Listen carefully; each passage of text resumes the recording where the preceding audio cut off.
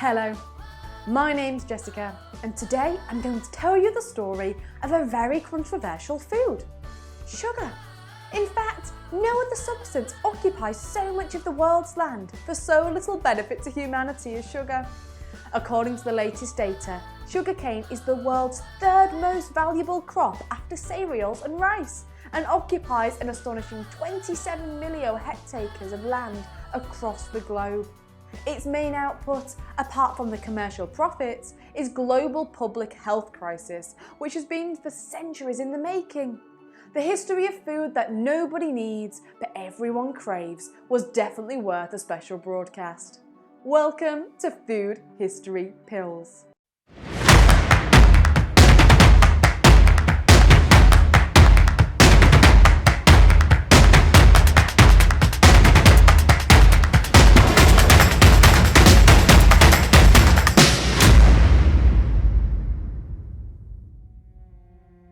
Human biology developed with a diet low in sugar and almost devoid of refined carbohydrates. The inclusion of sugar in our diets seemingly occurred incidentally. Sugarcane likely functioned as animal feed, specifically came to fatten pigs, while occasionally human consumption might have involved chewing on a stalk.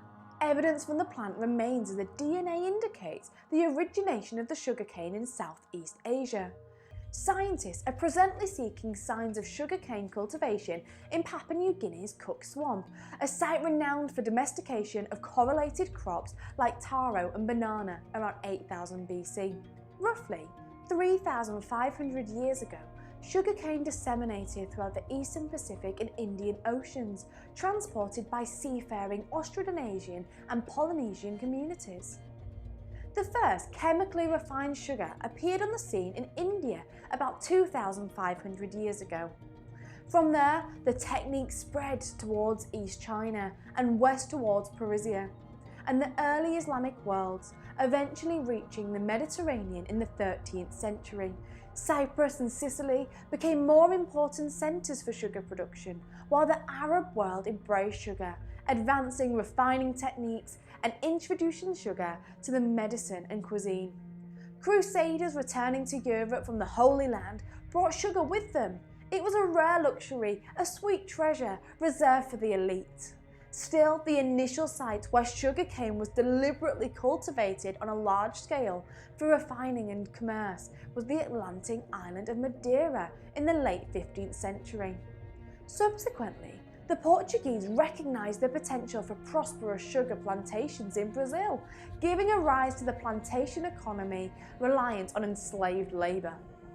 The introduction of Brazilian sugarcane to the Caribbean shortly before the 1647s triggered the expansion of an industry that ultimately fueled the Western European obsession with sugar. This food, which nobody needed but everyone craved, drove the formation of the modern world. There was a huge demand for labour to cultivate the massive sugar plantations in Brazil and the Caribbean. The need was met by transatlantic slave trade, which resulted in around 12,570,000 human beings being shipped from Africa to the Americas between 1501 and 1867. Mortality rates could reach as high as 25% on each voyage. Between 1 million and 2 million dead must have been thrown overboard. Naturally, commodities like copper, brass, rum, fabric, tobacco and firearms were essential for procuring slaves from the African elites.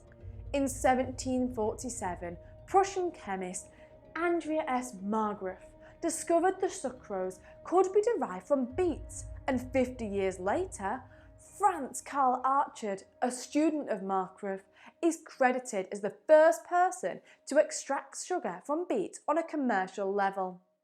From there on, the beet sugar industry thrived in Europe from the Napoleonic Wars, though Napoleon was the subject of much ridicule for supporting the industry. When the wars ended, cheap Caribbean sugar was once again exported to Europe, severely damaging the sugar beet business. But in 1837, the French seed company Villemon created the sugar beet, which is a high sucrose content and a structure designed for optimal sugar extraction. As slavery died out in the Caribbean, European governments enacted policies to support their beet growers. With governmental support, the European beet sugar industry expanded through the 20th century. The Industrial Revolution sparked innovation, so in 1864, the largest and most technologically advanced sugar refinery in the world in Williamsburg on Long Island. With improvements in manufacturing, the production of American sugar increased and drove the prices down, and sugar became affordable to the masses. The 20th century saw sugar weave itself into global trade and daily diets. From soda to snacks, sugar's perseverance was left everywhere.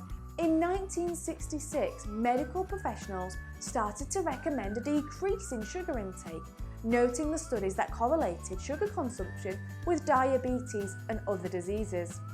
These studies and the increasing rates of diabetes and obesity sparked an interest in sugar substitutes.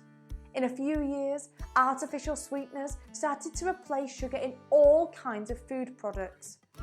But in the long run, the majority of them proved to be dangerous for the health and were eventually banned by authorities. Today, sugar stands at a crossroads.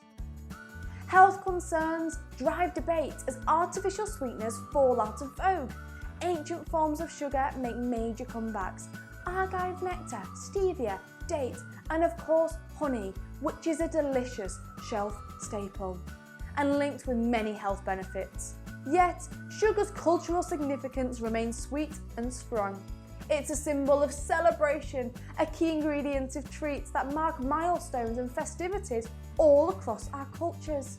There you have it, it's over. Feel free to share this episode or any other food history pills, and don't forget to like or subscribe and hit that notification bell to stay updated with our content here on History Food Channel. And remember, eating's a privilege. Enjoy it. Bye.